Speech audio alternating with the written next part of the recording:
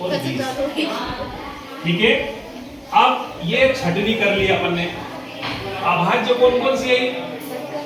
2, 3, 5, 7, 11, 13, 19। तो सबसे छोटी अभाज्य कौन सी रहेगी? 2।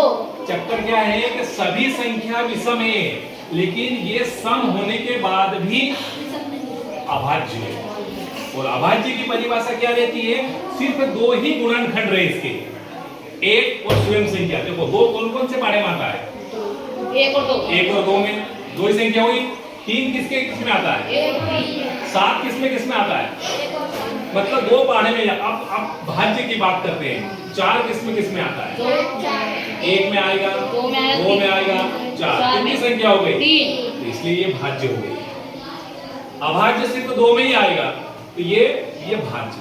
अब इसमें अपना एनएएस में एक प्रश्न पूछते हैं, सबसे छोटी अभाज्य संख्या कौन सी है?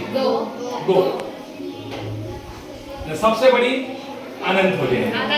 सबसे छोटी भाज्य कौन सी है?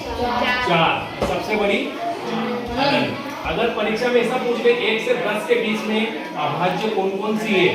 3 है, 5 है, 7 है। कितनी संख्या हो गई? 3।